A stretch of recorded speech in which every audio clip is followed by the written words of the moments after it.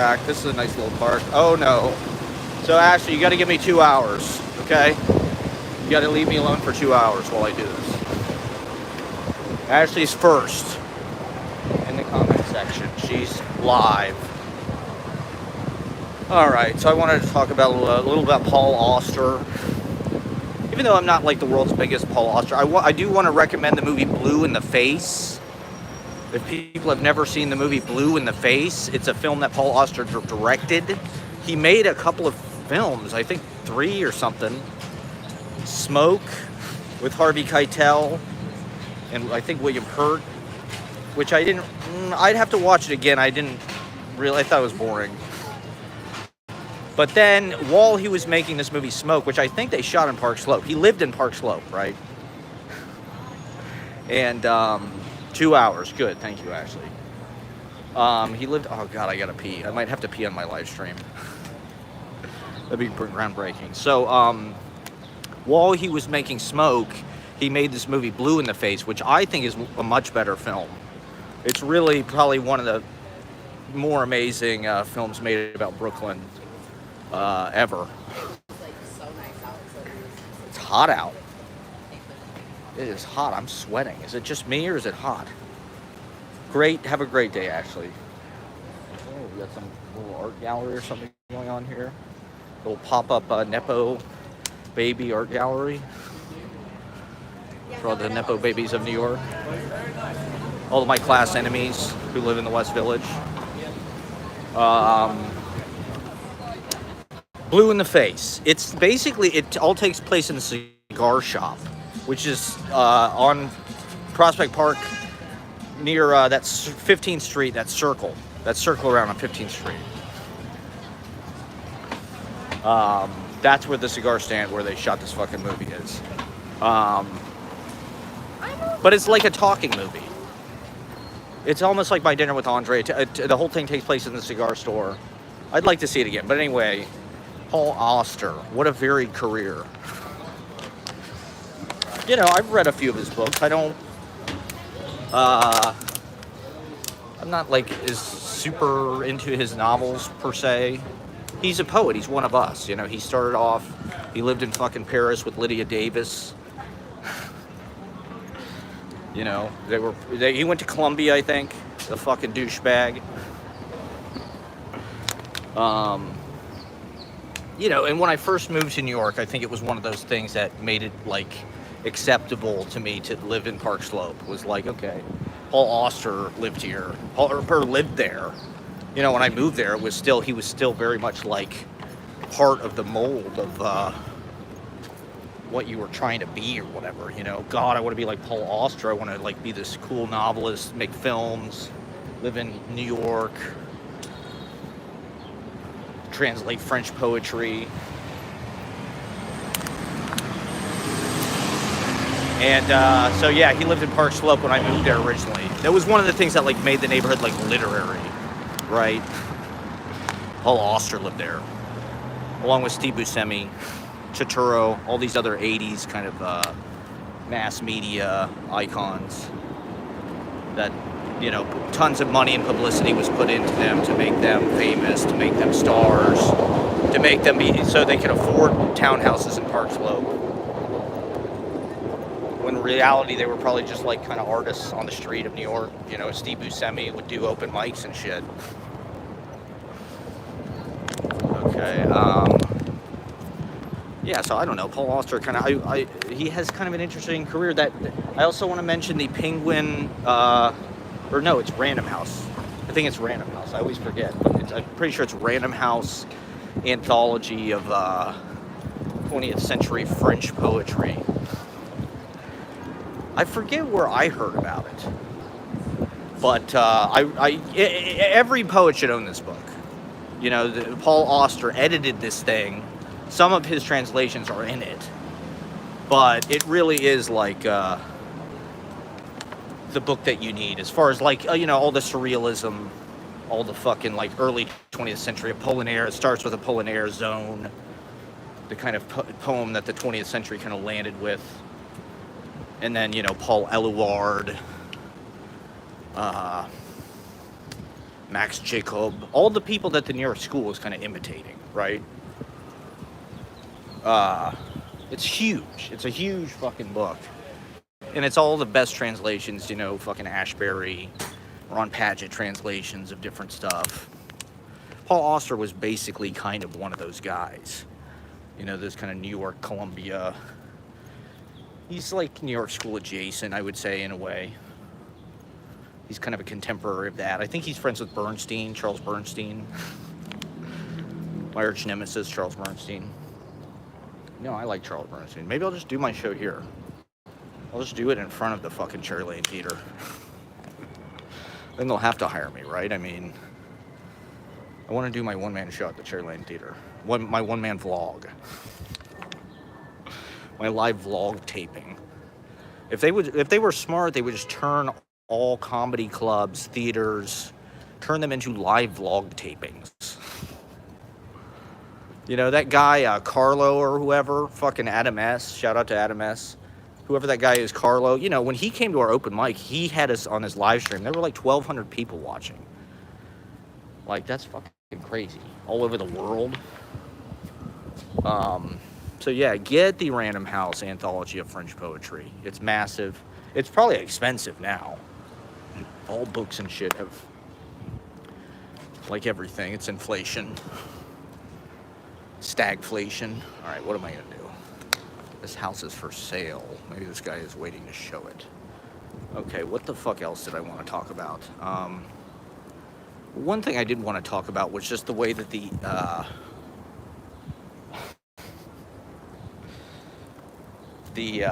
I got the French Anthology at a low point in my life. I remember, I bought it off Amazon back when Amazon used books were like a penny. I mean, literally, you could get a lot of shit off Amazon for like the cost of shipping. And it was 2012. It was when I just moved back from New York to Ohio. I thought I was going to die. I thought I had multiple sclerosis. Not that that's funny. I mean, it's not. But me thinking that I did was kind of, it was my Saturn return. Okay, that's when I got the anthology. I'm flexing. That's right, I'm flexing here. This is not flexing. I'm sharing my truth, okay? One thing I wanted to discuss, since we're on the topic, was that diagram I posted. This is something, okay, I will let you read it, okay? It's the thing I always buy for people. It's the present I give to people. It's the Paul Auster anthology, French anthology. It's the only book I ever recommend. I'm like, you gotta get this. I don't remember how I heard about it. I saw Paul Auster with Don DeLillo at the Union Square Barnes & Noble. I saw him live. I saw Don DeLillo live. I saw Paul Auster live. And I think that was right before I moved back. So maybe Paul Auster talked about it at that talk. And that's why I bought it. But, yeah, I remember reading it in the bathtub at my dad's house in Gahanna, Ohio. Discovering a whole new world of poetry and possibility. And this was way before, I knew what the fucking New York School was, or at least the second generation, so-called, which, to be honest, is kind of a imitation or a refraction of that earlier kind of French surrealist Dada kind of thing. A lot of what was happening in New York in the 60s, 70s, whatever, was kind of an echo or a reverberation or a recreation or inspired by, I'm sure this is the history of world capital art kind of shit, but it was kind of an imitation of Paris in the 20s, right? Max's Kansas City. I got this bio of Jean Cocteau from Jefferson Market. So I was walking around on Tuesday. Tuesday's the day after the open mic. I thought it was going to be nicer, but it was like, I was like, why did I go into the city? It was like, I'm tired. I don't feel good. But I went to Jefferson Market Library, and they have this fucking rack of pay what you want books. And so I found this Jean Cocteau biography that's also huge. It's like hundreds of fucking pages.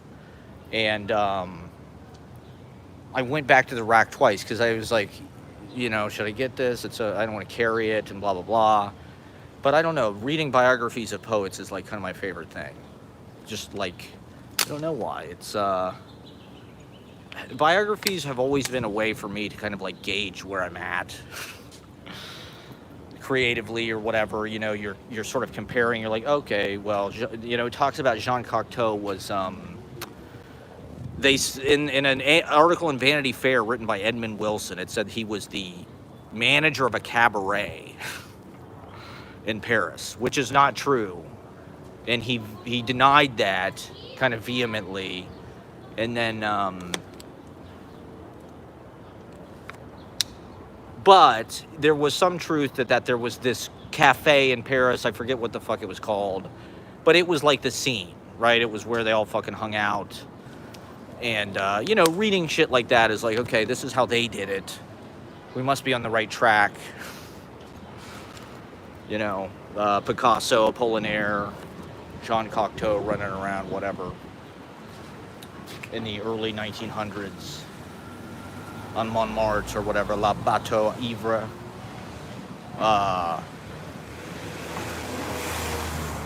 We're doing the same thing. You know, we're cosplaying. But, yeah, I don't know. The French literature is important to us for some reason. I don't know. It just seems like they think in a more complex way. Like, when you read things like Deleuze and Guattari, I was reading this book on the way over about Mallarmé, and it's translated, I think, and it's like fucking crazy how just like complicated the fucking thinking is. I don't know, can I sit here or is there gonna be fucking, let me just sit for 1 minute. Jesus Christ, let me catch my fucking kind of concentration. I know this is super boring. Shout out to my dad, if my dad is watching. Oh yeah, I want to talk about this diagram. Yeah, my dad found my fucking YouTube page. He said he was scrolling through his YouTube and he saw a video called Drizzle Drizzle. And he thought, hey, that kind of looks like Matt. So he clicked on it and now he knows everything about my life. He said it was just like I was being, hey, I mean, hey, my dad's watching, I love you, how you doing? Thanks for watching. Like and subscribe. He said it was just like I was there. You know, this is a way, I've probably said this before, but it is sort of like a phone call to everybody that I know. Here's what happened to me. Here's, you know, look at me, I'm healthy, I'm walking around. You know, I'm not dead. I'm not, everything's, you know, you know, we need to remind each other every once in a while we're still alive. Okay, so yeah, this diagram posted by Kenning JP Garcia on Instagram. He's got really good memes. A lot of the smartest poets moved into like memes a few years ago because it was kind of like the thing. I don't know if memes are quite what they were like during the pandemic and shit, but in any case, he had this meme, and it's Venn diagram, 3 circles, 1 poetry, 1 fiction, 1 nonfiction. And then the overlaps between poetry and, I guess, creative nonfiction would be personal lyric essay. Between nonfiction and fiction would be autofiction. Between fiction and poetry would be prose poetry. And then in the center, between all of them, it said Chronicus, which is poetry, fiction, and nonfiction put together. And to be honest, I mean, I feel like that's kind of where I work. This is where what I wanted to talk about, or why I wanted to talk about this, because it's like, to be honest, I feel like these genre distinctions, not that there will always be fiction. It's just amazing to me the rush of sort of nonfiction, documentary fiction, and autofiction that's happened over the last, 10, 15, 20, 50 years, what have you. What, Ashley? What? Stop bothering me in the comments.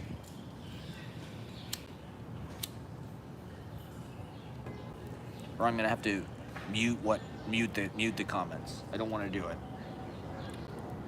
Ashley said she is no genre. Okay, good for you. I'm not imitating what you're saying. What I'm saying is I'm combining or trying to combine all of those things. You know, it's like that. One of my favorite fucking books is this book, John Wiener, Star Seen in Person, which is his diaries, quote unquote, which it's it has a quality that's like poetry. You know, even though it's sort of like him keeping track of his life, the way it looks on the page, the quality of the writing, it's like open field. It's almost like a projective verse, even though it's sort of prose or it looks like prose or he's using the whole page. Maybe the line breaks are not quite as important. It's weird that something like line breaks is like the thing that distinguishes fucking prose and poetry, to be honest. Or at least prose poetry from poetry. Like, you would think that a line break would not be that big of a fucking deal. And in fact, I don't know, unless you mark it with a rhyme, does it even exist? You know, what's a caesura? What's a line break in this? You know, I would have to go in and put them there.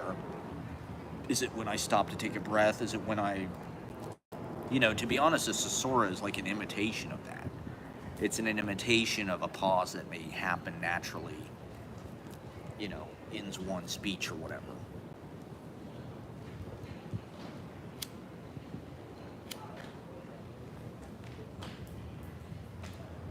You know, I think of vlogs, I look at vlogs, and, you know, with my pamphlets, I do say, you know, I don't know that I'm really interested. I'm actually writing poetry. I mean, to be honest, I don't, it certainly feels that way when I go to open mics or whatever. I feel like I'm kind of just reading a bunch of shit I wrote down. You know, my poems are just kind of like lists. They're meant to be like, it's more about like form, I guess. You know, the thing that makes poetry to most people, I feel like, is... In this Mallarmé book I was reading, it said a poem is a way that we deal with the mysterious and how we express the mysterious or the unexplainable or whatever through language. Something like that. And I think that's... Yeah, it's like... There is like a strangeness and like a... I don't know. There is like a queerness. To be honest, I think that makes poetry.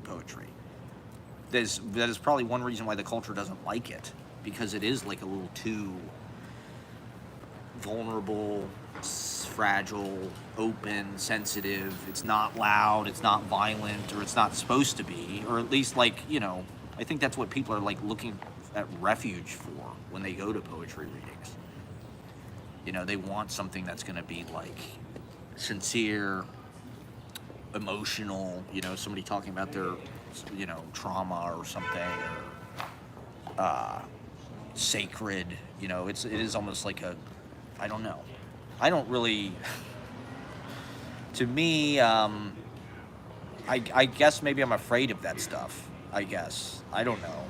I said something in one of my poems, my poem Dwayne Reed, I had this line, I even took all the, you know, the poetry out. Something about, you know, so people would like it more. And it's like, I just don't know that I'm that person. You know, to be honest, like, when I walked around trying to be Rilke, you know, from the age 25 to 2014, I thought I was going to die. You know, it was all about solitude, sadness, you know, owning your own death, not having some kind of mass-produced death, you know, of the 20th century. Just, you know, letting your body naturally sort of figure it out, having a soul. You know, that is what poetry is about, but when you're dealing with the everyday, or when you're writing poems about nothing, that to me, you know, it's like I'm more trying to reorient toward things that actually, you know, part of what I didn't like about that is, like, when you write that way, it feels like every poem has to be super meaningful, and you're like mining your own like sadness, you're mining your own like bad things that have happened to you.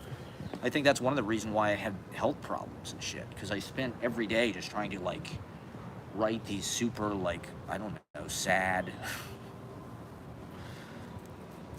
it means something because it's fucking, got some kind of bad thing that happened to me or something.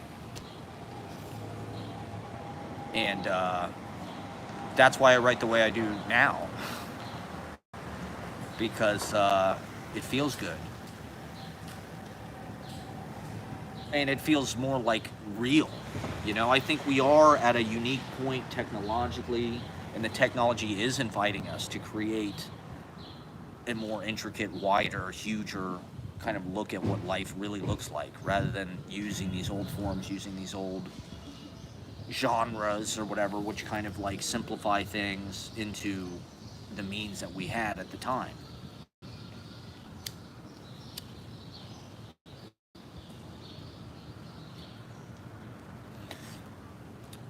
Ashley's the only one watching. I had 10 people watching last time, I don't know. This is now for my fans. It's not for my fans. This is just me, like, explaining poetry. This is my class. If I had a class, this is what I would do. Come to the class for 2 hours. I'm going to smoke weed and just rattle off a bunch of shit. You can agree, disagree, just think about it. It's just like a YouTube,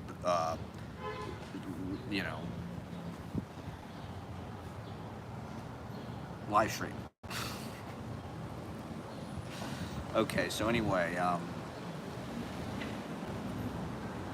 yeah, I mean,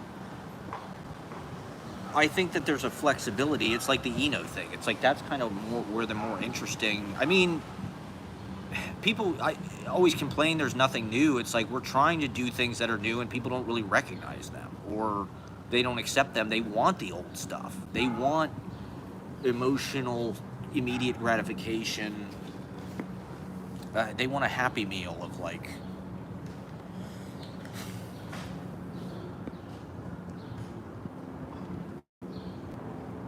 juicy, every bite's gotta be fucking juicy.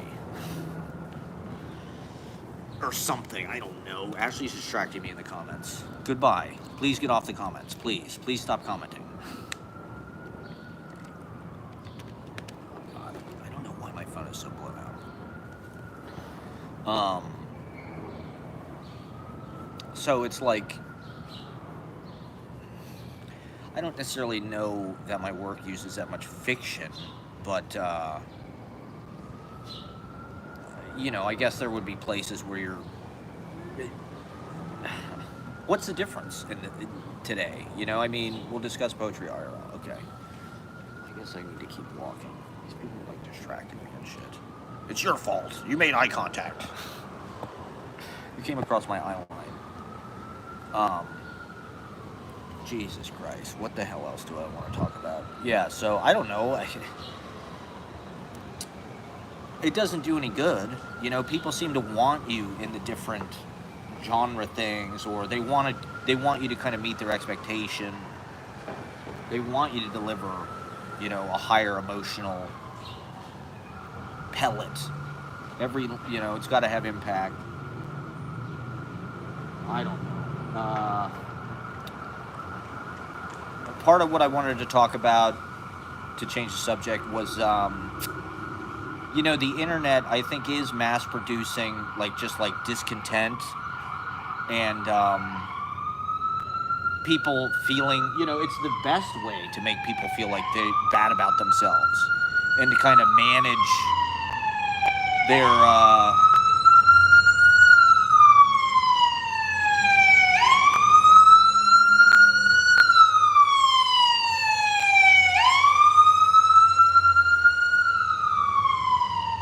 unhappiness, their neuroses. That's New York, baby. And, I also think we live in a culture that tells you can have everything.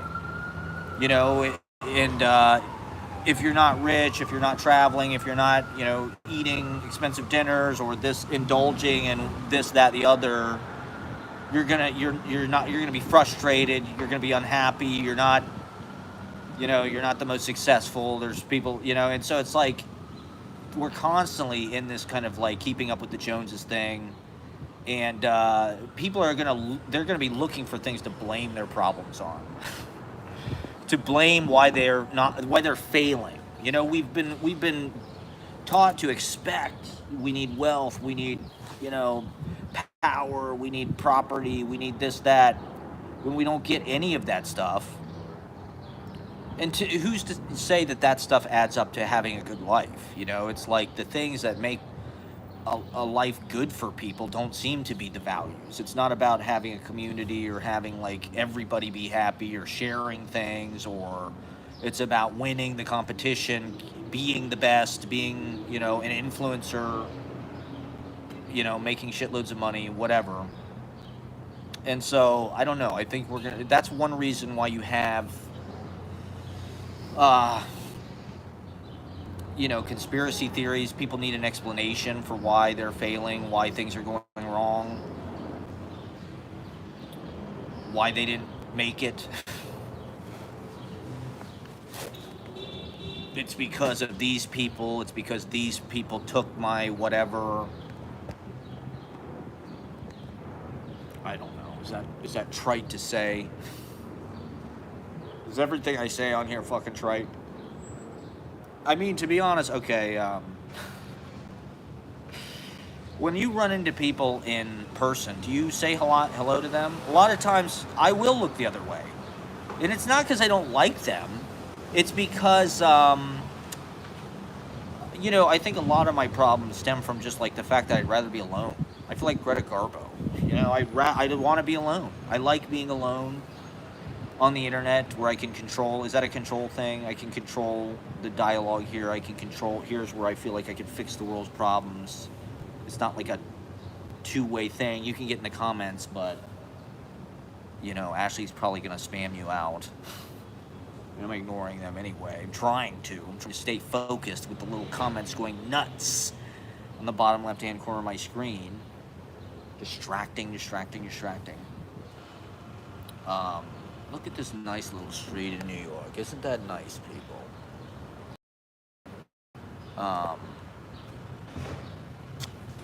Talks about solitude. What talks about solitude? Paul Auster, City of Glass. There's solitude and there's human connection. Yeah, exactly. There needs to be a balance. And it's also like social anxiety. I mean, does everybody have social anxiety? I feel like not having social anxiety is a huge performance advantage. You know, for me, it's like I'm constantly, I don't know, does everybody feel this way when you're in a conversation with people who you barely know? Are you thinking, oh, I'm not funny enough, oh, I'm not smart enough, oh, I can't wait to get out of this conversation, I'm scared, I can't wait till this is over?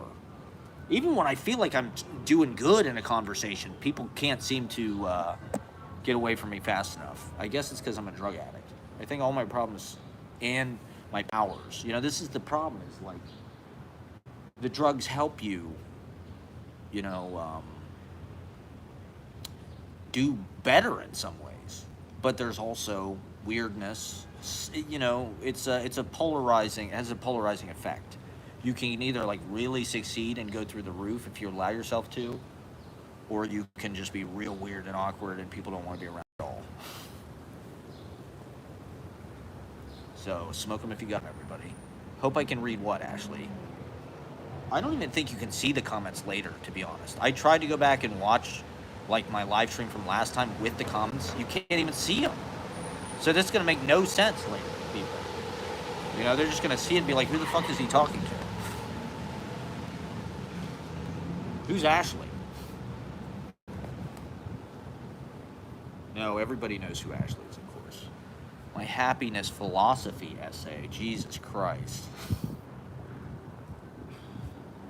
Well, isn't it our job as poets to be unhappy and antisocial and miserable and do drugs and be cranky and be mean and...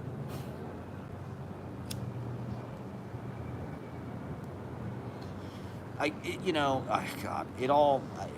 just don't know what to do. I feel like an artistic failure. I've always been an artistic failure. It's a surprise to me as well. And so, you know, I spent the last decade hiding the fact that I'm an artistic failure with this ridiculous technique avant-garde where you just kind of like scramble everything and nobody buys it. Nobody buys what I'm doing. Except Ashley. Ashley's all in. And I mean, I trust Ashley. The fact that Ashley believes in me, I'm at my failure rate. Well, look, this is the crisis. I mean, maybe this is just the condition of poetry, but I don't, you know, I don't think I'm bad at it. But just because you're smart, I can't sit here watching this. Oh, does this mean if I keep complaining, Ashley will leave? God, I'm such a failure. Oh, I suck.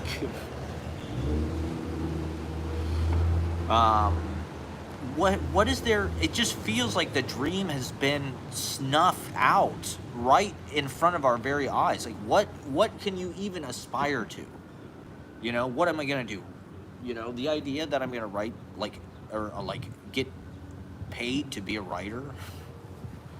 The only fucking way to do that is to become a college accomplice, to become a ward of the state, to let them buy your soul, and to become a state poet and become a bureaucrat of quote unquote literature, which is just it's a matter of like class. These people all have a certain breeding. They think that's what literature is. They don't want scruffy, flea-ridden mutts from the fucking state university system, brainwashed from middle America poverty. Bitterness. There's a lot of bitterness in this, okay? I had to claw my way to get where I am today, okay? Fighting social anxiety, fighting white mediocrity. I guess. I don't know. You can't just be... When I read a review of Adult World in the Village Voice, they said that it was a movie about a generation that thought they could do whatever they wanted and be successful at it. You know, because we're snowflakes, because we're millennial participation trophy gifted kids. I was in great books, okay? You think you can do anything. You think, oh, I'll be a comedian. You think anything you're gonna do, you're just gonna be a smash. Did everybody get that kind of enthusiastic response when they were in school? I mean, anything you did, any skit I ever did, or when I was in like the play or whatever, the enthusiasm was insane.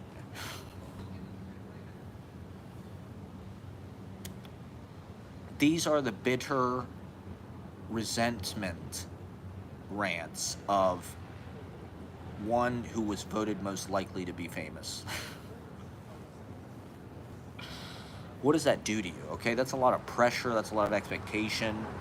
And what could I have done? Is it working? Is it working? Is it not working? Okay. I don't know. What? I don't want a job. There's no place for you if you don't want a job anymore. You know, we're online. We're trying to make a living by going viral somehow, by live streaming, by getting, you know. To be honest, I don't even give a fuck about that. I'm not obsessed with monetizing everything like every fucking other thing in our culture. I think that's a sickness. You know, as poets, we are supposed to live outside of this. The poets do seem to me to be the people that are like, I was the smartest kid in the class. I'm a fucking poet like Seymour Glass. And, you know, I'm going to go to school, get a fucking degree that says so. Yes, I'm passing by Commerce and that's going to... Ashley dropped out of high school. All the real geniuses dropped out of high school. My brother, probably one of the smartest people, you know. I know. He didn't drop out, but it just was not for him. He didn't go to college. what are we supposed to do? You know, there's this panic that creates this pressure. That's why I complain about this on the internet, okay? This is what I had. This is my interior life, okay? If the novel is the psychology, this is my soliloquy. This is my exteriorizing my own personal hell. Maybe I do need to do the inner work, find some more interesting things to talk about, I guess. This is my poetry lecture for today. My nervous breakdown online. It's not a nervous breakdown. I'm just I'm trying to show people that I have self-awareness and relate to public opinion.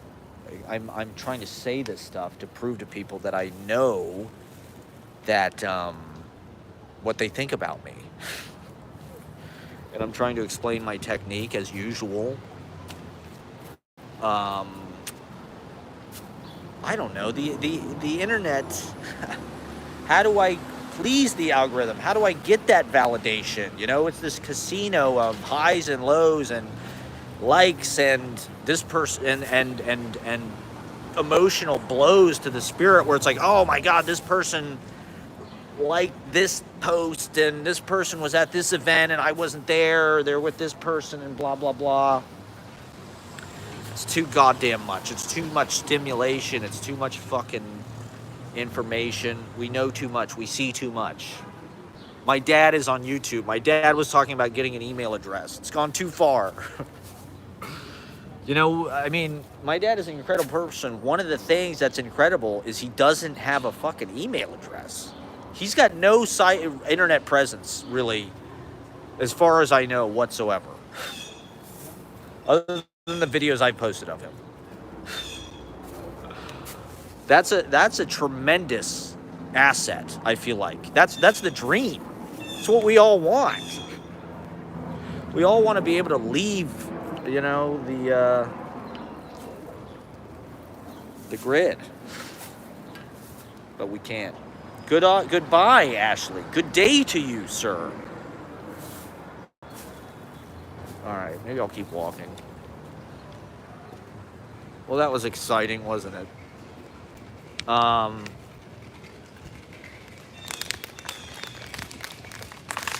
don't know. To me, this does feel like kind of a realization of like a fucking dream. You know, I'm not embarrassed. I don't think it's stupid. I think it's this is the future. How could it even go beyond this, where we all get to have our own little shows? We get to communicate, you know, with we get the possibility of that. We don't have to go through gatekeepers. We just win viewers based on our whatever, our gift of gab or clickbaity, antagonistic edgelord tactics. You know, people like edgelords. They want to see fucking people on the internet who, you know, roast people, insult people, pull pranks, pull, you know, stunts in public. Not people who are ranting about the failure of their poetry career and why. I don't Christ and know. What makes good writing? To me, it is like I do try to just put the best. Adam S is here, baby. Woo! Welcome, Adam S. Yeah, I try to put the best thoughts into my writing. And it is, yeah, please don't follow me, Ashley. Like leaves to a tree. Right, Ashley. Like Bright Star. Bright Star was way more about Fanny Braun than I remember. It's really about Fanny Braun. It's feminist, like all Jane Champion movies. That's why Jane Champion is so important as a director. You gotta watch Jane Champion. And you gotta watch my recommendation of the day, Blue in the Face. Blue in the Face, directed by Paul Auster, rest in peace. To a real one. He died of lung cancer, probably because he smoked this until he fucking died, I would imagine. Oh, should I go to Airmail? Did you go to Airmail yet? Airmail looks like a fucking airport bookstore. Airmail looks like a fucking... To be honest, it looks like a goddamn Barnes & Noble.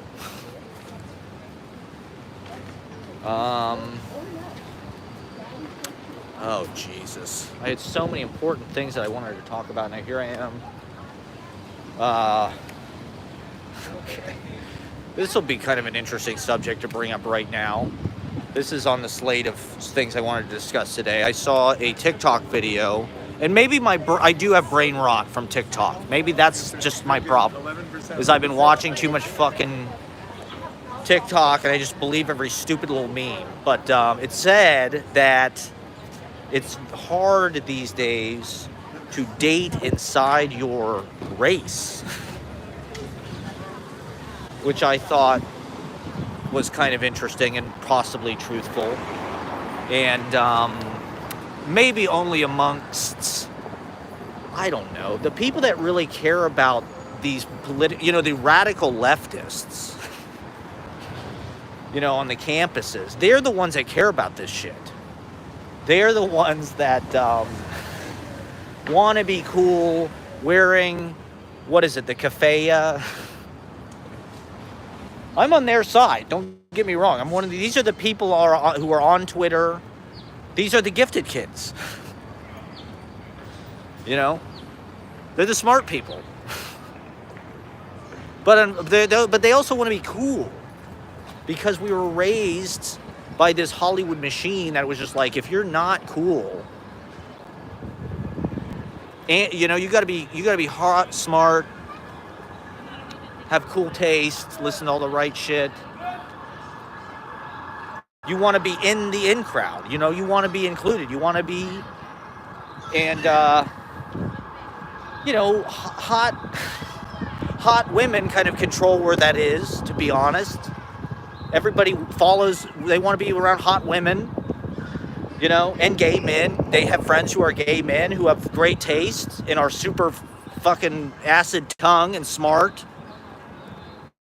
And they're writers and poets and artists, and sort of taste makers. And, those are the people who decide what's cool.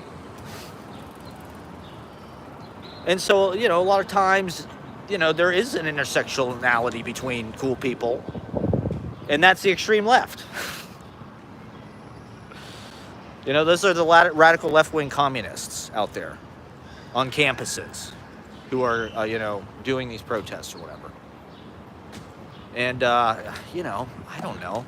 I wish they would accept me. My cishet American ass. This is a nice little library. Look at this. They've got a sandwich board. Oh, that's a child. This is a beautiful street, by the way. Leroy Street.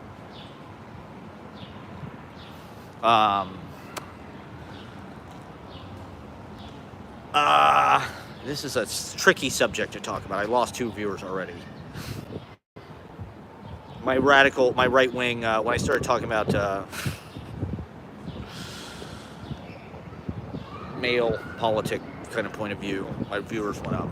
So maybe I'll just rage bait some more males into my 87% male viewership. 87% of the people who watch me on YouTube are male, apparently.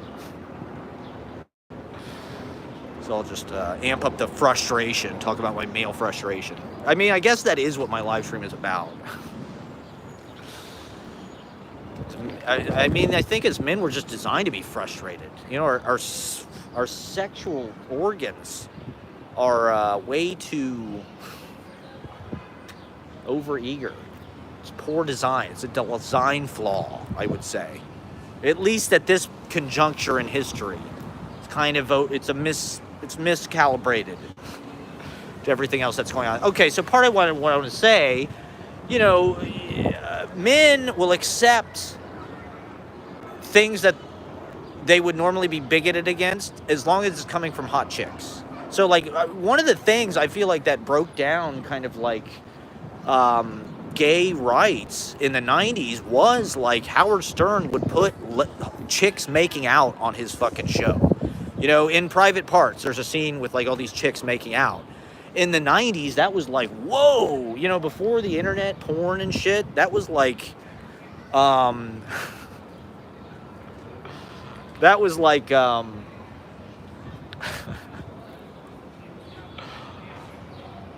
progressive, But it was like a form of homosexuality that like dudes were like, yeah, chicks are making out, sick. So that's like once you accept that, or like uh, like the fucking Sports Illustrated swimsuit issue or whatever. It's like James Bond.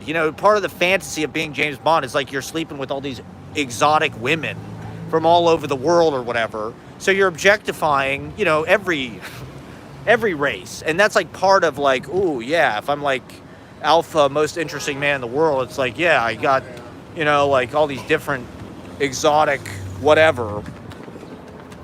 And so, okay, Ashley doesn't know what's going on. Maybe this sounds insane, okay? It's hard to talk about the fucking truth, okay? It's a tough pill to swallow sometimes, okay? Especially when you're walking through minefields of political correctness. I don't know, this is my 2 cents. This is my perspective, okay? As a toxic male who read Maxim. Grew up. I'm saying they groomed us for this. As a child of the 90s, this is the toxic male point of view. Is like, you want to be James Bond, you want to, whatever. And so anyway, these protests are people from, all over the world, right? Well, they're generally the people who are, not to be too blunt about it, but the people who I've seen that are intersectional with the Palestinians are other brown people, Arabic people, because they feel, I don't know, it feels like there's a solidarity there. I'm not sure what it's against. It's definitely against Zionism. That's clear. And just kind of those tactics of oppressing, Muslim people, I guess, throughout the Middle East. I guess isn't that what the keffiyeh thing kind of represents, maybe? Or it is like a Palestinian garb, I'm sure, but it kind of represents like Islam in a certain way. So maybe there's intersectionality there between, Islamic people and the Palestinian kind of cause. But, why has this issue become like trendy, cool? It is like a party. When I was fucking, I was sitting on 6th Avenue yesterday, and all of a sudden there was this huge fucking march. It went on for a long time. It was like the Halloween parade, It was like a party. That's what I thought when I saw it. It reminded, because any protest that I see, I want to join. Any protest that I see, I'm like, yes. Not all of them. Like, I wasn't going to join the right-wing, like, anti-mask protests at, like, state houses. Like, I'm not that kind of guy. But, like, when I see a left-wing, like, now that these protests have really gained momentum, that's inspiring to me. This is what needs to happen. There needs to be more of this. And there need to be,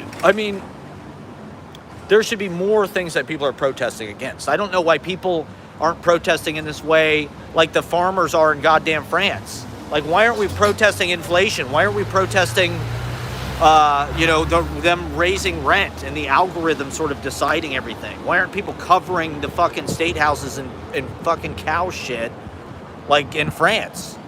Those people know what the fuck they're doing. So I applaud these kids for really standing up and occupying these fucking buildings and shit. That is awesome. And, but, like a lot of the people who get into these boutique causes, it is like an alliance of like cool people on the internet, a lot of hot artistic women. They know that you're like looking at their profile, or that you want to see pictures of their profile. So what do they post? They post fucking political shit, political memes. They're using their power for good, right? And it gives I don't know, the fucking protests seem like a party. Not a party, really. These protests didn't seem like a party, but when I was thinking, when I was looking at these kids, I'm like, well, for one thing, they can do this because they don't have jobs. They're in college, they're being educated, they're part of the kind of new extreme kind of left wing. I wouldn't say it's extreme left wing. I would say that like multiculturalism or wokeness is kind of like the principal cause. I don't necessarily know that I would. I guess it's left wing, but the way that it's being instituted does not feel like left wing. It feels like there is like an intolerance or like a totalitarianness to it, where it's like, this is the way that universities are. You're either going to be this, you're either going to be fucking a Free Palestine like professor, or that's why it's exposed this kind of schism, right, in the universities. Because the kids are passionate and they are trying to do what they believe. And the university is saying, hey, you got to shut the fuck up because this is affecting our bottom line. This is affecting the fucking, our money. Because these people give us tons of fucking money. Jesus Christ.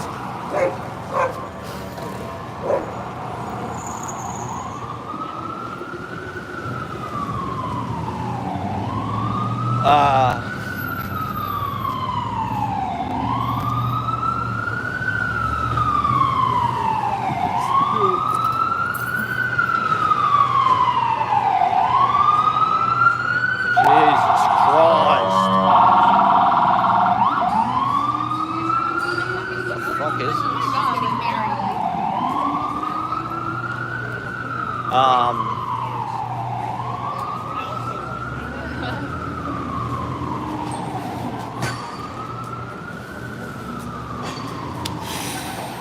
Jesus Christ. Yeah, it's loud. It's fucking. I think that Google built some new fucking complex or something that's down here. Maybe that's what all these people are from. Is it like 5 o'clock or something? All these people get out of work. Is that what I'm seeing? Hudson. Maybe a train just off.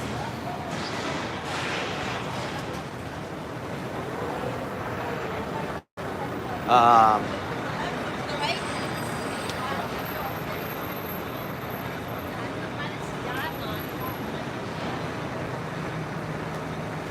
don't know. What is the point of what I'm saying about this? Why did I start to frame it in this way? Why am I framing it like this? What is the argument that I'm making about this?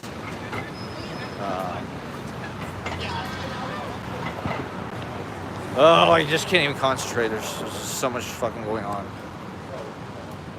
These sirens and shit.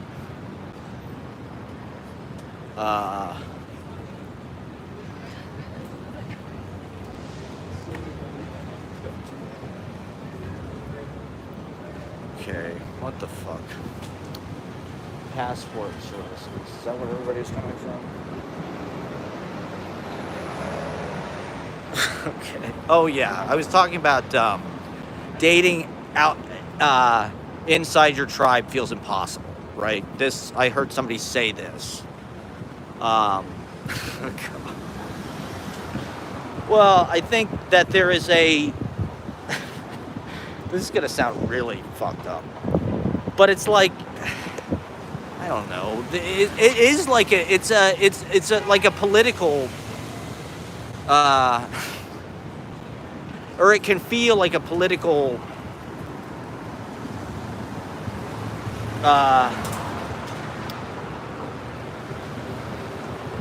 don't know. I wouldn't say that I try to date people outside my, like, fucking.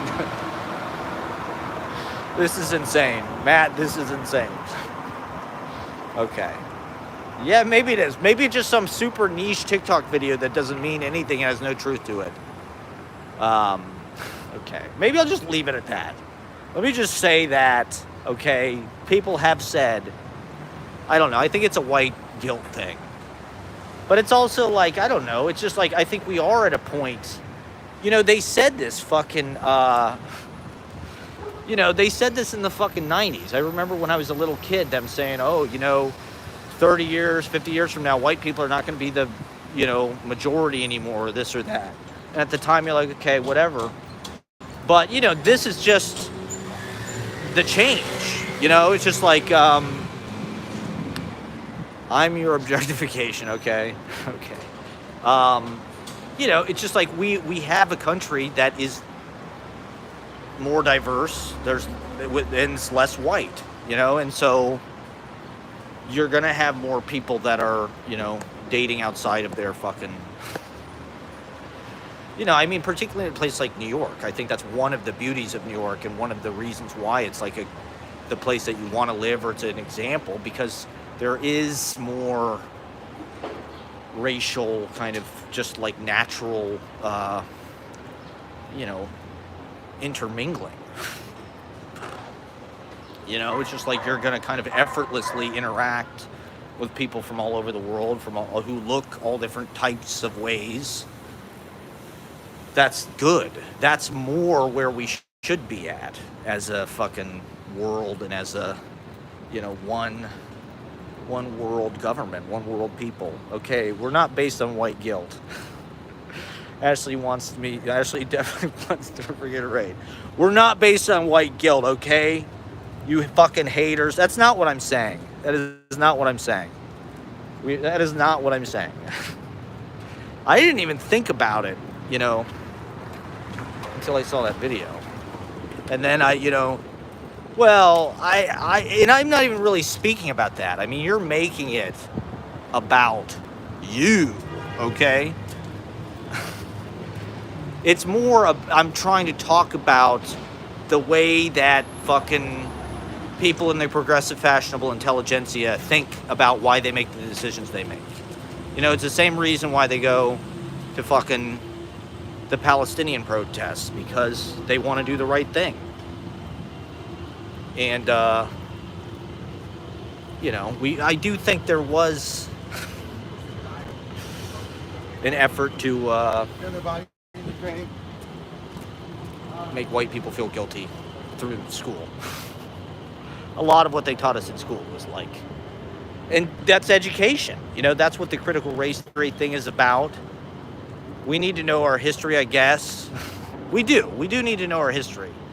I think that, like I was watching this Mark Fisher lecture, and he was talking about, you can kind of know too much. If you know too much about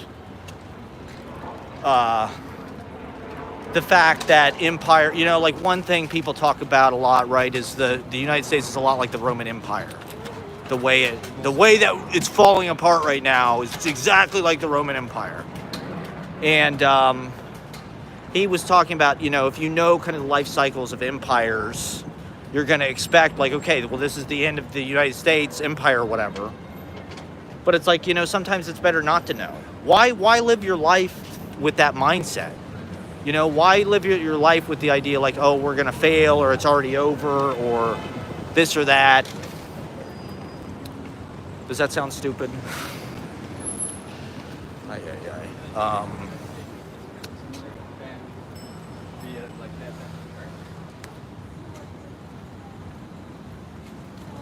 There's this idea that like, oh, we need to learn history so it doesn't repeat itself. But it's like, I don't know. One of the problems I have with the modern political kind of left or whatever. Yeah, exactly. The Roman Empire stood for 1,000 years. Yeah, a lot of people say, it transformed into whatever, the Holy Roman Empire, the Vatican, the Catholic Church. I think we need to be more in touch with what the fuck is actually happening around us. Not even worry about the fucking past. We should be in touch with what's alive, what's here right now. The Palestine issue is something that's happening right fucking now. Species who knew the bigger picture died out much faster than those who didn't. Yeah, exactly. Animals don't fucking know. They don't know what the fucking history of, And you can't presuppose any goddamn outcome other than just like we're in the middle of it. You know, it can be, we hold our fate in our hands. It can be whatever the fuck we want it to be. You know? We're making our fucking destiny. We're making our future.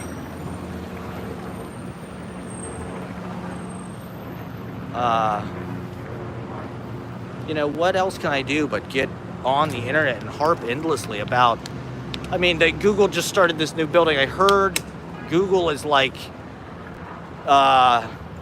they got this guy who was running Yahoo when Yahoo died. And so apparently Google, everybody knows that it's just not, it's not useful. You know, they put all these ads, they put all these targeted shit. They show you what they want you to see. And, you know, it's just like our whole society is like this. They don't want to build anything that's useful, that's good for us. They just want to get as much fucking money and give us degraded and exploit us. Have us live in a fucking company store, a company town.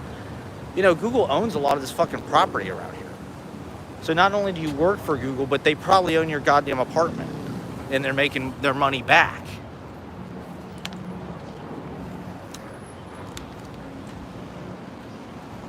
So, I don't know, as a fucking artist, as a writer, here I'm online, I guess, trying to do some kind of hybrid narrativization of my life as it intersects with society and sort of the political issues of the day. I don't know. I guess a lot of the fucking shit I talk about is just sour grapes. That's bad because the young ones will take what Google says at face value. Yeah, of course. I mean, I did. You know, I was a videographer at Columbia Business School, and one of the lectures, the guy was saying, you know, you need to go to like the second page before you even get fucking, that's where you start to see the real results. You know, the first page is just an ad for what the fuck they want to show you. Or, you know, that's their business model. They charge people to SEO, right? Search engine optimization. It's just like the fucking algorithm. It's just more kind of like fucking loan sharking. No. It's like, oh, you want to be seen, you pay us. Or else we're going to bury you. It's like, that's mafia shit. That's not like fucking in some organic hippie like utopian biosphere of like, we're going to help you see the best information. It does feel like the internet just disappeared, to be honest. It's just like whatever specific information there is out there on shit is just like, you know, I mean, there used to be like blogs, there used to be like Park Slope, there was Fucked in Park Slope. It was like a neighborhood blog, you know, which like people in Park Slope fucking made, and I think they sold it or something and made a bunch of fucking money. You know, they like got famous from this goddamn blog. And Bedford and Bowery was like a fucking, or there was Bushwick Daily. I think Bushwick Daily still exists. That were sort of like alt weeklies. You know, it was sort of like millennial version of that. You know, we didn't necessarily have the Village Voice. When I first got to New York, there was Elle Magazine, or Elle Train Magazine. That was a good ass fucking show paper. Yeah, okay. So you remember Elle Magazine? Elle Magazine used to have fucking little kiosks everywhere. It had little orange fucking kiosks, and it was nice. It was nice. It was like peak millennial kind of hipster, nice pictures. It was almost like a little Vice magazine or something, but it was just in New York and kind of Brooklyn. But then that shit, because it was paper, they got rid of that, so they became like a blog. Yeah. I guess there's still Deli Magazine. Yeah, pick it up at your local American Apparel. Pick it up at the Bedford Avenue American Apparel. But even those fucking blog things don't exist anymore. You know, there's no fucking... Bedford and Bowery was pretty cool. You know, it was like they might write an article about you. You might get some kind of local press that like felt like it meant something. It's like, oh, I could fucking put this, put this in my EPK or whatever. Now it's like everybody just does that shit on Instagram. Everything that would have been like an article or like a listing of, hey, this is what's going on tonight. Now it's just like a fucking Instagram account. And who knows how long that'll fucking last. I was watching these, I've been kind of interested in MySpace. Because MySpace was kind of like, apparently MySpace was the biggest website on the goddamn internet. It was bigger than Facebook, actually, when they sold it. They sold it for like less than $1 billion. It was still very early on. The guy Tom, I guess, I don't know why the fuck they sold it. I think they just got tired of doing it or something. But he said they started, when somebody else bought it, I think Rupert Murdoch bought it or something, they started to make changes to it. And he started to peace out. He was just, he didn't really like the changes they were making. But there was this video I saw on TikTok of fucking Taylor Swift. I know people hate Taylor Swift, but it was like the very beginning of Taylor Swift's career, and she's talking about goddamn MySpace. She's talking about how she built her whole fucking career on MySpace. It was just like, that's how she built her audience. She shared her fucking music and shit through MySpace. MySpace was like a little bit more of like a kind of a DIY. It was definitely very music. It felt like a scene thing. It's like, how did they do that? How did they make social media feel like kind of this hot American Apparel of your personality or something? I mean, all of the fucking scene people in Columbus, it was all goddamn MySpace. It was all ladies' 80s, leggings, fucking, and goddamn your top 8. What fucking music do you have in your profile? Eric, really cool people could do like HTML. They'd have all kind of fucking custom wallpapers and shit. But, the internet has just been disrupted and bought up and become these huge fucking like Walmart kind of warehouses of the different apps. And so I'm on YouTube trying to fucking deconstruct all of it. And I don't know. YouTube is not cool. It's sort of like the RV dad of fucking social media, but the apparatus is the most direct. You know what I mean? It's just like you get on, you can do what you can post as much as you fucking want. You can live stream, you can expose your whole life, all your innermost thoughts, all your insecurities. Just give it all to the fucking data centers. Keep building data centers. Use all of our water, use all of our electricity to fund these fucking data centers. Crash the grid with these data centers and just keep pumping your personal fucking life. Keep pumping your metempsychosis into. Just read my brain. I'm just putting my fucking third eye directly on the camera. Just take my fucking inner world. Apparently, it's really hard to break the algorithm by spamming on Reddit. Well, okay, that's something I heard somebody say about Google. They said Google search results, if you really want accurate search results, everybody knows this already. You just put Reddit after your fucking search. If you actually want to see fucking real, that's what I do. Anytime I have a real question, I go to fucking Reddit or put in Reddit after. Yeah, I mean, that's the thing is like, I don't love necessarily putting all of my personal information or inner thoughts on Google, because why else would they let you do that? You do a bunch of Reddit posts for SEO. Huh, interesting. Yeah, that's interesting. Yeah, I guess I need to get on Reddit. I just hate that the internet is like the fucking most cutting edge thing. It just feels like it just kind of decimates reality. Reality doesn't seem, even if you're doing something really fun and cool in life, it just doesn't seem as consequential or as permanent. The internet has a kind of permanence, even though people complain about it. Oh, maybe the permanence is just a lie and it's not actually going to last that long, but there's something comforting about being able to film your gig and like put it on YouTube, to me anyway. I'm a hoarder, and I guess I can't let go or move on from the past. I want to. So, if you're doing live shows, especially, it's like capitalized communication channel. All the experience are transferred through. Yeah, exactly. I mean, people complain about this. Like I was watching this Mark Fisher thing, and he's talking about archivist, the archive. The archive is really the thing now. And Mark Fisher's talking about people don't live. They do everything to take pictures or to film it. I don't know. I feel like if you're a writer, to me, I was always a fucking observer anyway. I was always kind of watching shit. Now I like filming shit. You know, I do think it is a little insane that everybody is fucking doing it. Because what are they doing with it? You know, but it does feel like we probably will go. We are turning into a society where we're all going to have like little audiences of 15 or 100 or 1,000 people, and we're all going to just be cross-exchanging kind of real-life content, you know,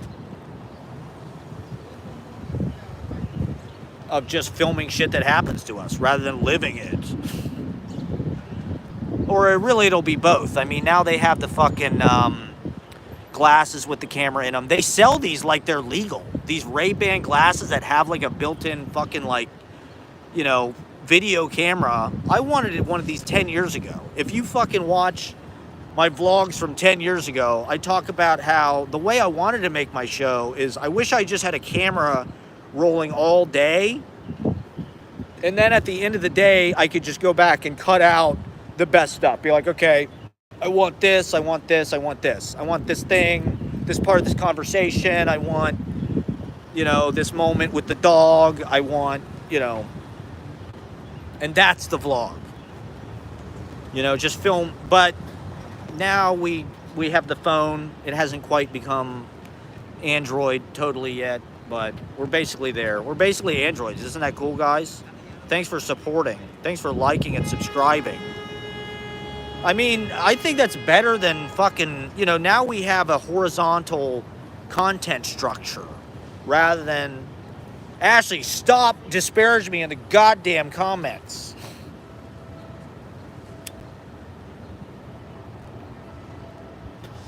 All right, what else? What else? I mean, this is, I don't really like using a fucking outline.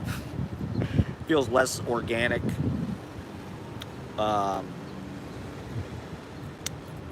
This is something I wanted to talk about. I don't know what this means, but, you know, there used to be more fucking Chase ATMs. When about 10 years ago in New York, there were fucking Chase ATMs everywhere. There was a Chase on fucking Avenue A. And when you would deposit your checks, you would get the option to either print with check images or print without check images. I don't know if people remember this, but it felt like an incredible luxury to be able to print a goddamn receipt. Now everything's fucking paperless. They just send shit to your email. But, yeah, everybody's waiting for a public figure. Yeah. You know, yesterday I cashed 5 checks. It's kind of comforting to have it printed with check images, because then you have proof, you know, of every fucking thing that you deposited. Now they don't even give you the option. You can't even print with check images. You know, what is that? Our society's falling apart. We're becoming a third world country. You can't even print with check images. Now it's just like, I don't know. I think even the banks see the writing on the wall. The banks see the crypto thing. They see the possible collapse of currency, and they're just like, what the fuck do we do? You know, like they have to move into a digital fucking entirety just like everybody else. So you can't print with check images. It's not a priority anymore.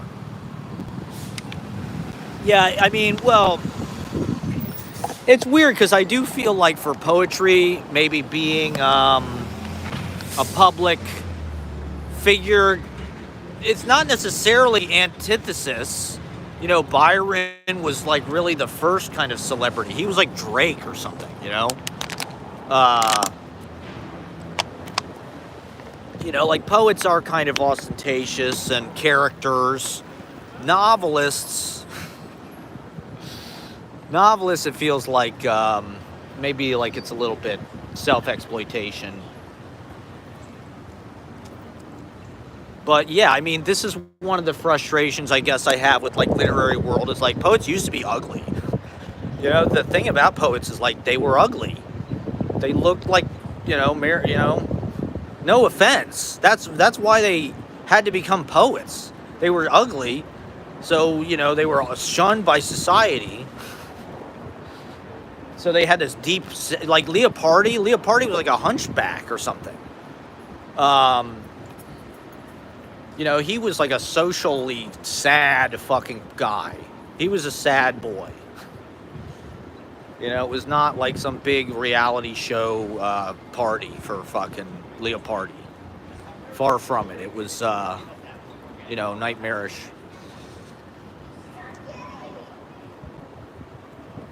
So, but, he made this incredible poetry.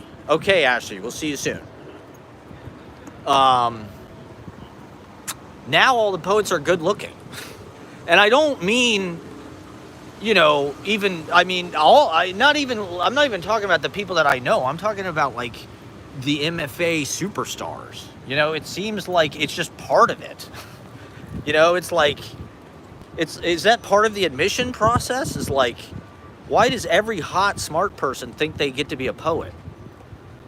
Just because you're fucking, genetically gifted as hell and like, those departments, I don't know. The qualities that make a poet seem to me more to be about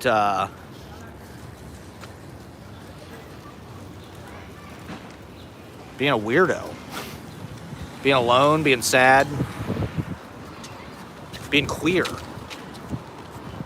But now it's just like if you're fucking hot, let's get you an MFA. Let's get you a fucking social media account. Let's get you in fucking Poetry Magazine.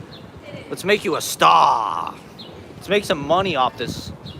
Or, we're all kind of like having it. This is a conversation I was having with my dad. He's a musician.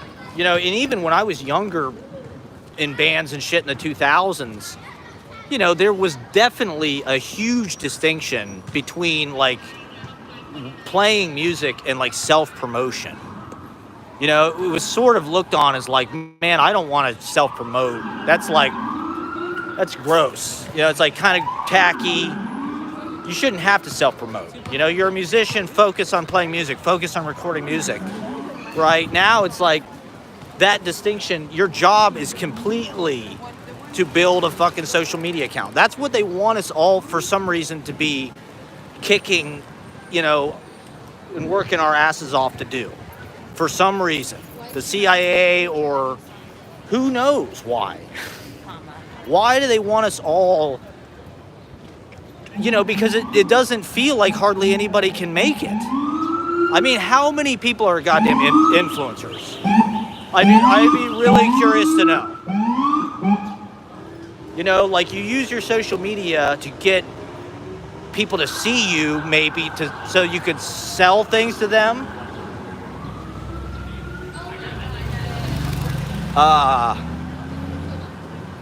System Lord, all right. System Lord will be back. James Burke is an amazing person because he holds public office. All the rest of us do is post stupid shit on the internet. Like, that's not going to change anything. When you hold public office, you have got the keys. Your name is on the fucking deed. You can actually get shit done. That's what we should be doing. The protesting is great. They want to make it illegal.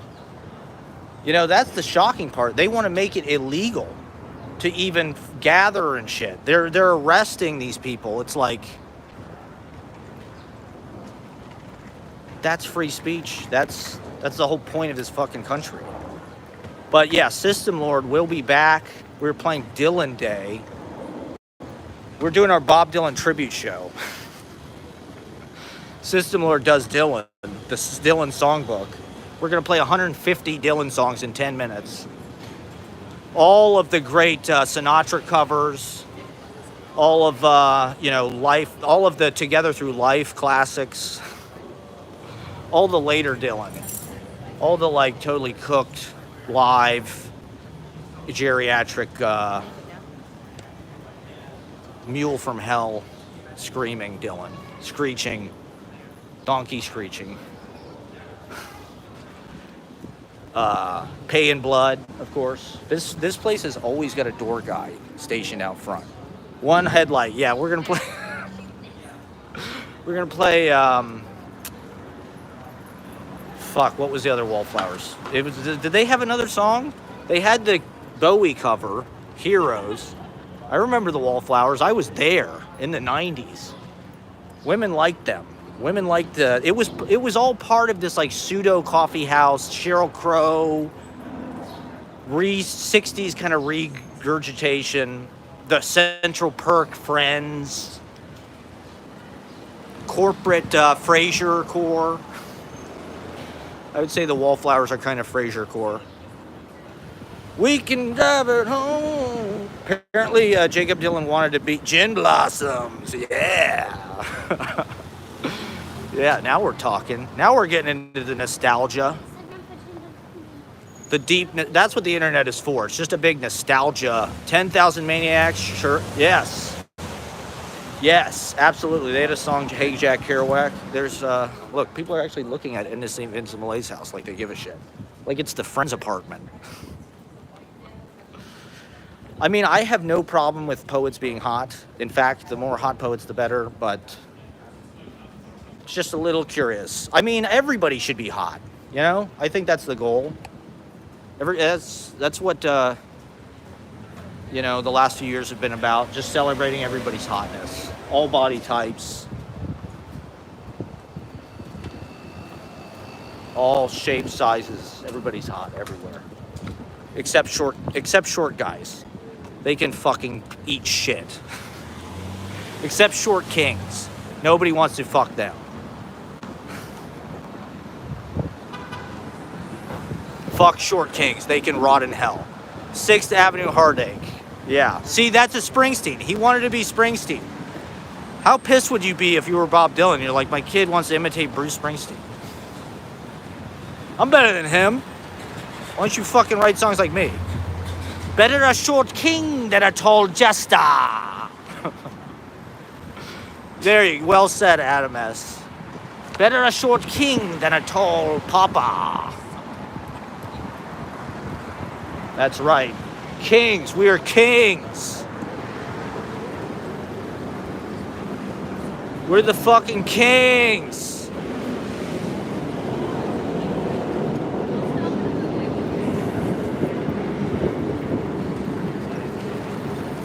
The kings of the Incel Kingdom.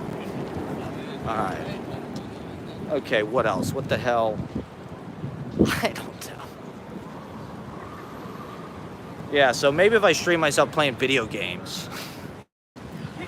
What if I just fucking played Super Nintendo games? All of the dumb shit that I thought was like counterproductive when I was a kid, now it's like how you make a living. Just go online, play Nintendo.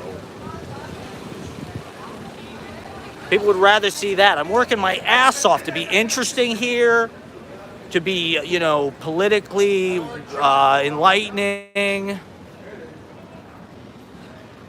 I'm hot for you, Ashley. Cereal mukbang. Yeah, you should just start eating fucking... I'm not an incel, okay? I'm just... I don't know. Self-deprecating. Let me put this here for 1 second. This will be nice, natural, some streets. I'm naturally interesting. Okay. New Mountain Dew. Is there new Mountain Dew flavors? There's too many flavors. Just go back.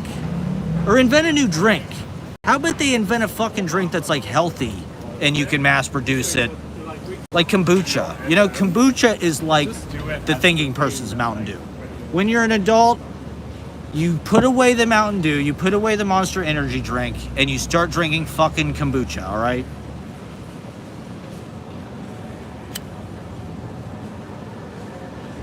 It's what real adults do. You need to regulate your fucking biome and shit, your microbiome. Maybe I'll read some poetry here. Some of my fucking avant-garde plastic 2-liter kombucha. Exactly. I need to get a kombucha in a gas station. That's the size of a fucking, I need a 6-pack.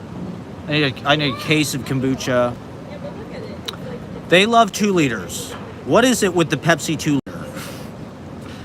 Apparently, gas stations make almost no money off selling gas. They make all of their money selling pop and candy and smokes. Thank you for subscribing, Pinky. That's why they want, and no one on planet Earth is worse for plastic or for water. They said like 20% of all the plastic pollution, or some huge percentage of all the plastic pollution, is fucking literally like Pepsi and Diet and Coke fucking bottles and shit. Whereas there was, you know, the thing about capitalism that makes no sense is that should be factored in. That's part of their responsibility as a fucking company. They create all this shit. They should be fucking responsible for what happens with it, because it's such a waste of fucking.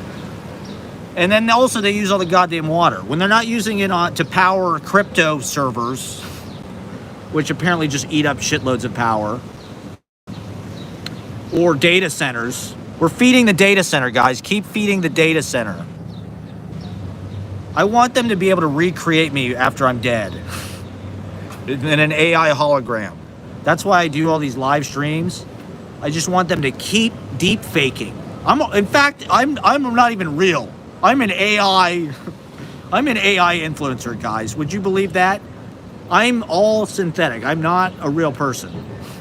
This is all fucking a deep fake, okay?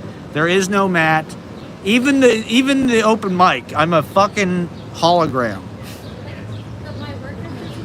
I'm a hologram AI creature.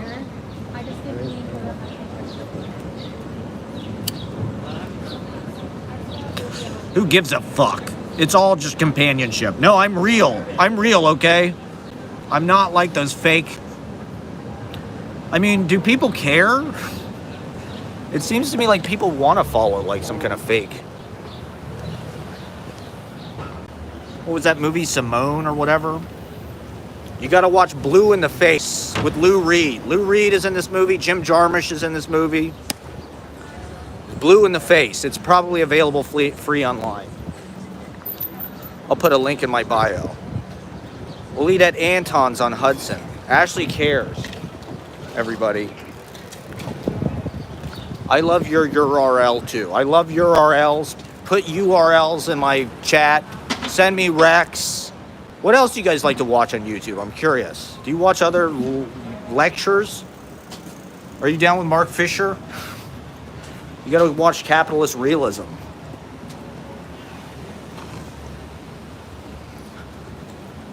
I don't know. To me, this is productivity, right?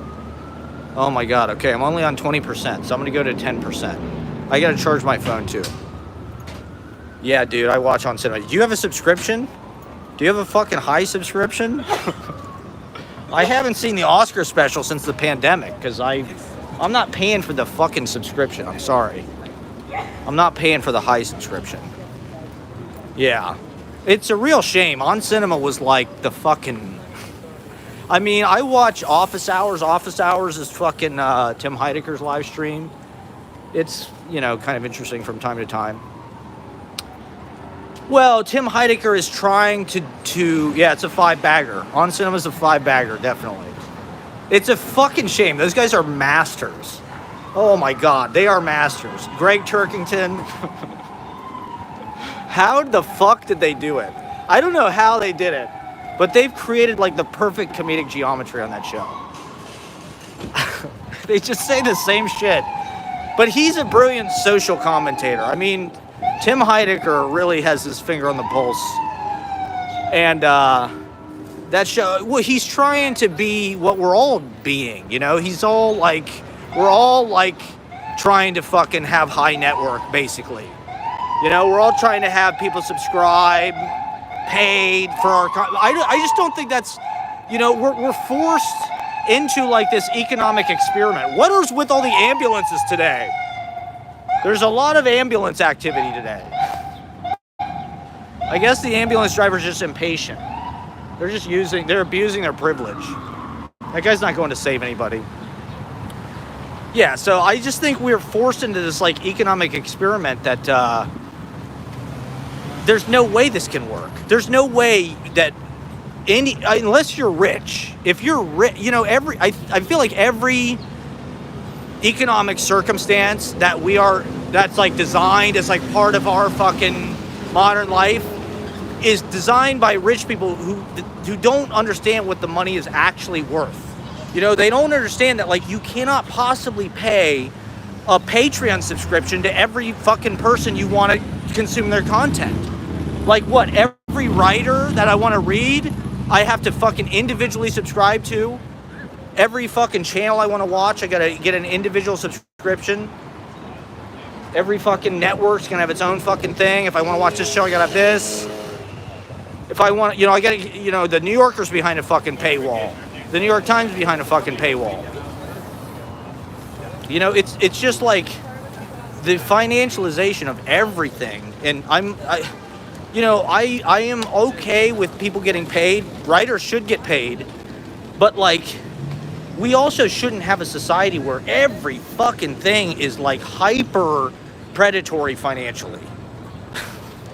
Yeah, subscribe to my premium. I mean,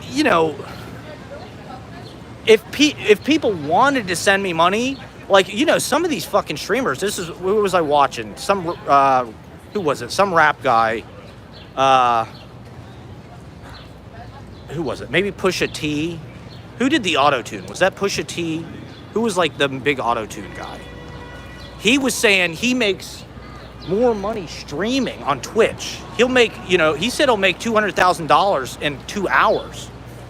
Because some fucking Monster Energy drink or something will pay him to stream playing fucking video games. And then he says, drink this drink or whatever, like a couple times. It's like, I mean, I guess everybody knows that's where the fucking audience is, but if you're fucking Dr. Disrespect or whatever, people just pump money into your fucking chat or your donations or whatever like it's a fucking slot machine.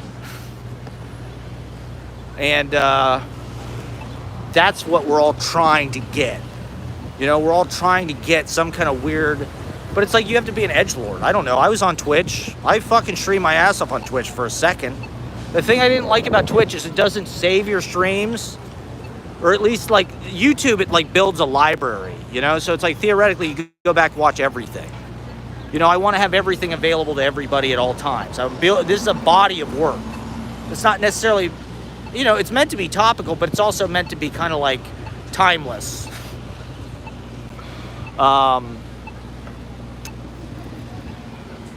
But at the cinema, Jesus Christ, man. It's a shame that it's behind a fucking paywall. Well, for one thing, it's so hard to get into. It's such a fucking weird, the fact that it even works at all, but like the world building on that show is really what makes it like magnificent. The fact that they take this thing, I was in an improv class with this guy that like worked on that show when it started. And I remember hearing about it and being like, what the fuck? Tim Heidecker's like got a movie fucking podcast. Like, who gives a fuck? Like he's going to be talking about movies. Like, who cares? And during the pandemic, I started watching it. Oh my God, that saved the pandemic for me. My mom and I sat there and watched the whole fucking series. When Tim gets all the skin burns and shit, he's always getting super fucked up. Yeah, 5 bags of popcorn. It's a 5-bagger. Yeah, but it's like Greg Turkington's movie taste. He's really into Lord of the Rings and James Bond. It's like that show was kind of more truthful. It was kind of scary in a way. What it exposed about movie culture. The things that a lot of people overlook about film culture. Like the stupidest, movies. They just review the worst fucking movies. But it's fucked up that Hollywood even makes these fucking movies. You know, Cloudy with a Chance of Meatballs or whatever the fuck. It's like, why? How are they making such trash? CGI animated fucking, yeah. It's one of those things that's like, it's got a kind of a steep curve to get into it. But like, once you sort of dial in on what they're doing, it's just like, holy shit. They take this show, which is like, it's like a 15-minute, you know, they're like webisodes. They're short, and every fucking, you know, like, setup is the same. They're just sitting in front of the fucking, it's like Siskel and Ebert or whatever, you know, they're just like at the theater. And yet they just get so much into that small space. You know, they follow the truth that they create and the game of what they create so deeply. And you have to figure it out. You know what I mean? Like, as the viewer, you have to put two and two together because they're just in this fucking little studio and so much happens in between the episodes and this and that. I think that's what, but it's like, it has this feeling like it's live. It feels like a live theater, especially the Oscar special. I mean, the Oscar special is like, it's like the high school play or whatever. It's just like, it's the gala of the whole year. But yeah, On Cinema is, I wish I could get behind the fucking paywall. Well, okay, what? Okay. I'm on McDougal. Where are we going? Let's just meet, why don't you just stay where you are? Yeah, it would, their whole thing would extend to like their Twitter profiles and shit. Well, it's also amazing that it works because like the simplicity of it. They just hit the same jokes. Victorville Film Archives. Who's watching Arthur 2? There was one year that Greg was really into Arthur. It's like, how does this work? I don't know how this is so funny. It's like Laurel and Hardy or something, where it's like, it's just so simple. And they kind of, you know, the dynamic repeats itself. But the Tim character is such a haunting look at America in the last, I mean, you know, it just fit right in with the Trump thing. That Tim character is the ultimate kind of like jack off. The Oscar goes to Peter Jackson for Lord of the Rings. Sir Ian McKellen.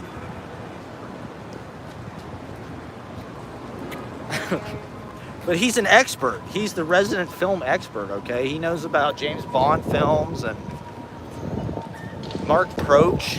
Mark Proch does all the impersonations. All right. Okay, is there anything else I need to cover before I end? Jesus Christ. Did I cover anything? What else happened to me this week? I did the fast food trifecta the other day. I had, yeah, no one has ever done that before. Watching 365 films in 365 days, setting a Guinness Book of World Records for, yeah, I'm going to just go up Bleecker. I'll just go up Bleecker.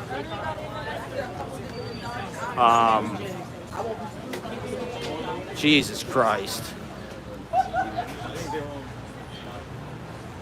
Yeah, I don't know. I think it's frustrating because you want bigger things. You want, but it's almost like it casts a scale against, you know, it's kind of nice actually to just have a community of people and friends.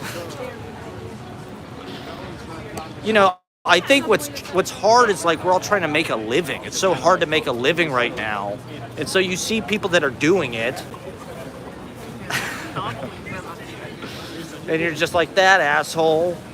He's got this or that or this, and why don't, you know, that should be me. I don't know what the fuck. You know, when I moved to New York, I thought it was going to be like, you know, it was still the 20th century. You thought you'd get in the New Yorker, or, you know, you meet George Plimpton at a party, you know, or Paul Auster lives in Park Slope. I live in Park Slope. Who knows? Anything could happen. You know, I'll be the next whatever, F. Scott Fitzgerald or whatever. And the logistics of how that actually goes, and the people that are the gatekeepers, and the disintegration of that in our lifetime. I mean, the disintegration of magazines, really, or everything's online, you know, which is just not the same as really. You can't get paid, you know, the disintegration of the ability to get paid. And so now we are forced into these Patreons, these Substacks, you know, these subscription fucking individual things. There's no way. Maybe I should just try hard to get rich. You know, that's something I've been thinking about recently. Like, why not? Why put all this? You know, if you get rich, then you can conduct your poetry career however the fuck you want. You don't have to worry about getting successful in making a living from it. You know, a lot of the fucking poets were born rich. Somebody was talking about James Merrill.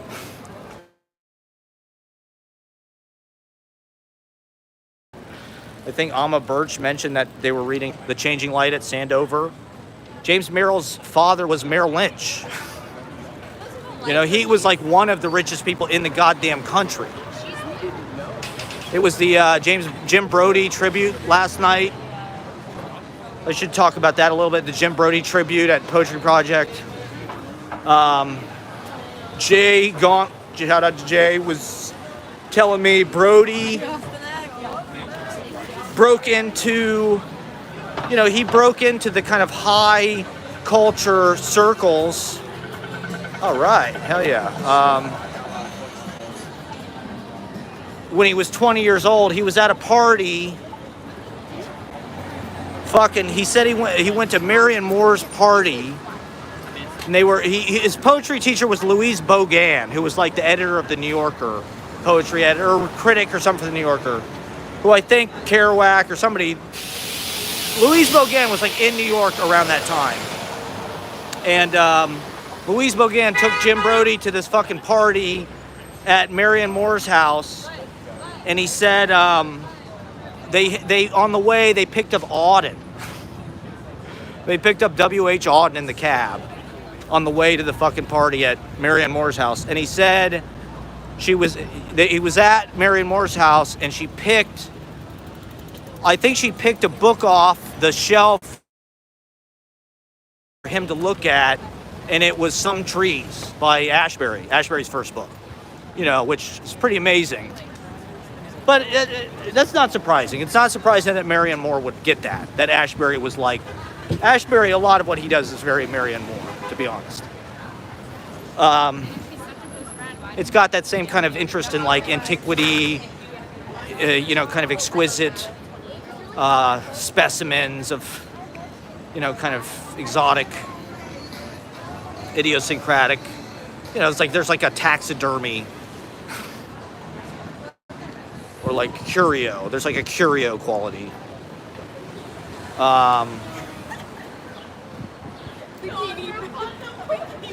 So how's that for poetry name dropping? Jim Brody, I mean, he was friends with a lot of those. I mean, he was friends with the band. He lived with the band, I guess, at fucking Big Pink and shit. You know, so he was really, he lived the fuck out of it, you know. And that's almost as good as fucking writing it down and publishing it so people can read it later. He should have live streamed. You know, if Brody was alive now, he'd probably be on Twitch. He'd probably be live streaming his fucking crazy ass crab language. All right. Well, maybe let's see. When I arrive, okay. Look who it is, everybody. It's everybody's favorite. Okay. All right. So that means it's over. Thank you for watching. I'll be back on probably, maybe tomorrow. I'll be back on soon. Like and subscribe. Go back and watch the old ones. And who knows? We'll try to do better next time. Thank you for watching. Have a great day.